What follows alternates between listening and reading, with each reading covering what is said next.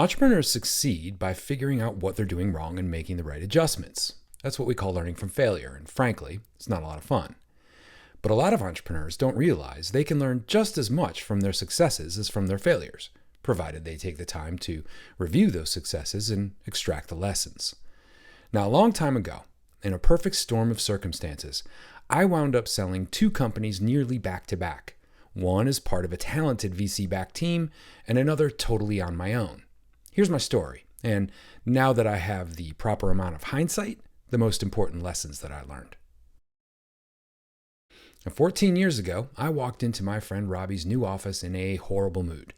I had been consulting for his new sports data startup, and today we were meeting to continue our discussion of whether or not it was possible to use that sports data to automate content. Now, I love these meetings. They were about automation, artificial intelligence, technology, writing, and sports. Basically all the things I built my career on, plus how I spent my free time. But on this particular day, I wasn't showing much enthusiasm. I explained that I had just come from a meeting that was supposed to have been about finalizing the funding of a passion project that I had been working on for close to a year. And what actually happened was an unbelievably bizarre rejection. Months of free work, planning, negotiation had vaporized in an hour. Needless to say, I was now in shock and without funding. To his credit, he listened patiently and told me he'd been thinking more and more about the automated content solution I had proposed, and he thought we should get started. My mood shifted instantly. "Give me the weekend to come up with a design," I said. By Monday, we were underway, building what would become Automated Insights, a company that would offer the world's first commercially available Gen AI platform. However, in our working agreement, I negotiated the right to keep working on that passion project that just got unfunded, because I believed in it that much. Well, things happened quickly after that. We closed our Series A raise, and in 2012, we landed Yahoo Fantasy Football, then the NFL, and then the Associated Press. We raised a strategic B round in 2014, the same year our automated content churned out over 1 billion articles for dozens of customers. But then there was that other project.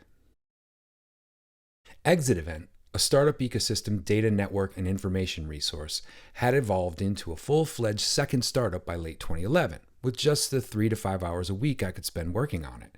And I knew that the path that we were about to embark on at Automated Insights was going to eat up even that scant amount of spare time. I also realized that Exit Event was starting to suffer from the limitations of my time. I knew, even though every instinct I had as an entrepreneur told me not to, that it was time to hand it off. So I sold Exit Event to American Underground, a regional incubator spun out of a media conglomerate.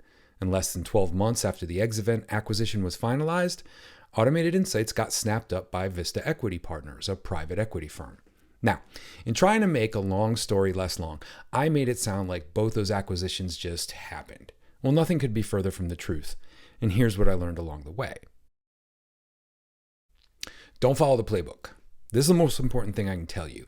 Don't worry that your startup doesn't look, act, talk, or feel like other startups. Please don't try to build the next TikTok or Canva or OpenAI. And for the love of all that's holy, don't mold your startup to work like other startups. No startup succeeded because it subscribed to the same management principles, developer methodologies, sales techniques, hiring practices, or funding schedules as the one that came before it. Don't hire until you have to. Look, I'm an automation freak, but I'm still continually amazed by how much more can be done these days with fewer resources. And on top of that, the gig economy has spawned an entire industry of part-timers to fill most non-critical needs. Yeah, you should still lock in your leaders, your makers, and your sellers, but beyond that, anything related to operations, legal, financial, human resources, payroll, all that can be outsourced. Now, Exit Event was, for the most part, me. I led the thing, coded the site and the features, I marketed, I sold, I even hauled and poured kegs of beer at our events. Now, not everyone can code, market, sell, and find the time to pour beer. But even in filling those critical roles, relationships are always going to be more important than contracts or promises. If you find the right people, if you meet their motivations and treat them like gold, they'll wait for the payoff. This seems like a free pass, but the trade-off is a lot of work. If you're not maintaining your relationships with your closest people, that can get expensive quickly.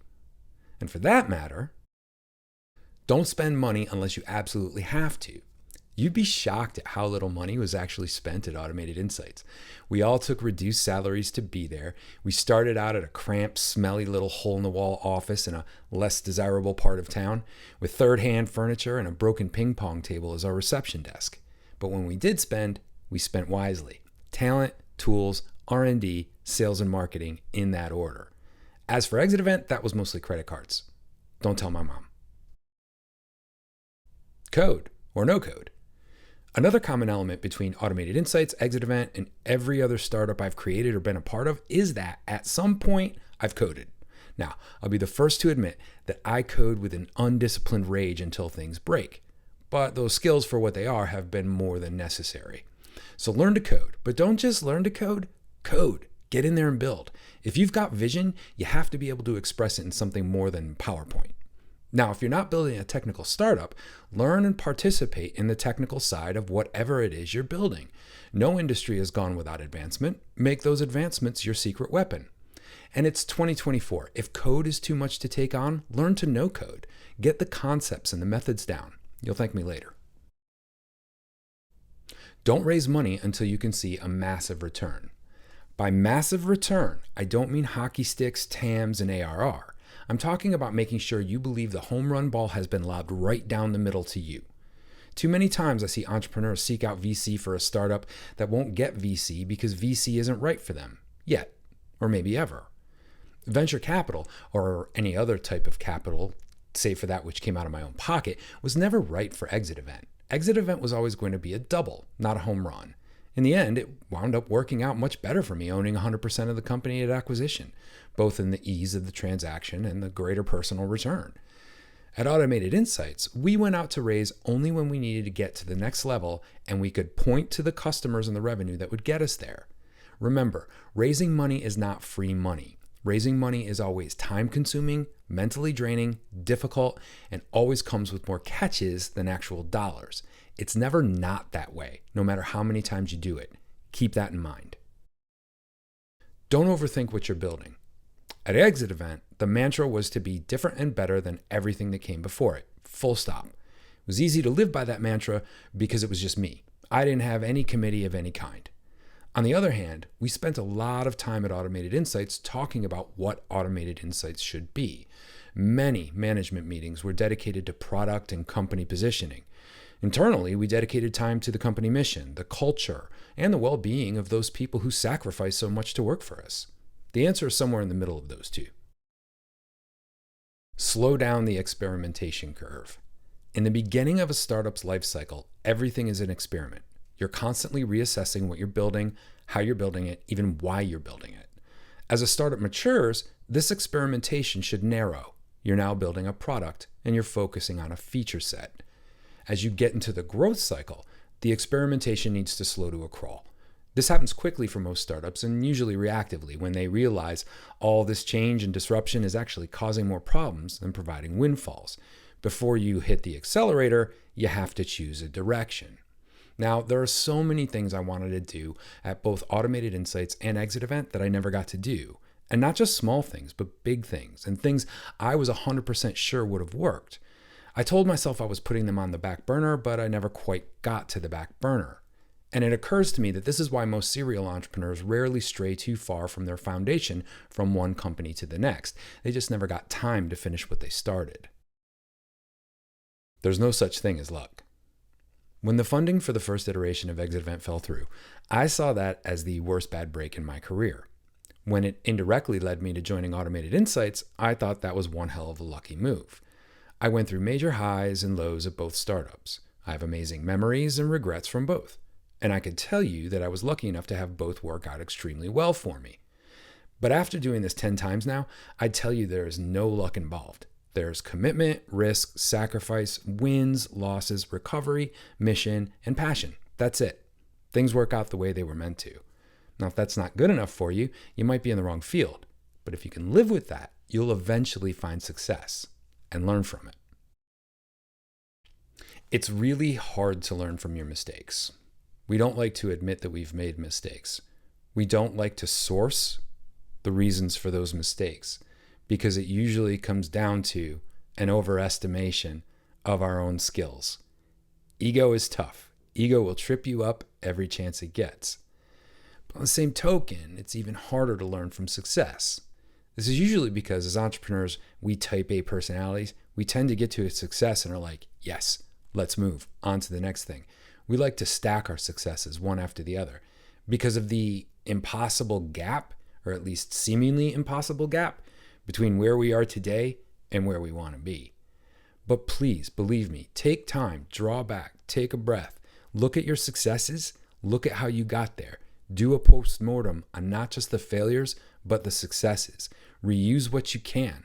Learn from the small mistakes that you might have made along the way that would have almost prevented that success from happening. I think as you pile those up, you can use those to make the next success not just stacked on the original, but bigger and bigger and bigger, reverse pyramid up to where you want to be.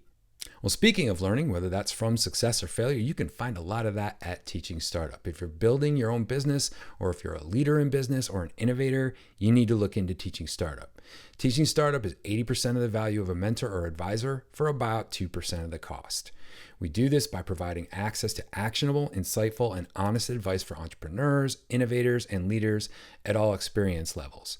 Members get access to over 700 questions and answers from hundreds of members, answers from experienced, handpicked serial entrepreneurs like me. We give advice posts and member polls, and we do new Q&A each week in an exclusive newsletter. So thank you. Please shoot me a like or subscribe to the channel if you would, whatever works for you. But if you really want to support what I'm doing here, you can help me help you by becoming a member of Teaching Startup. I appreciate you. Go do great things.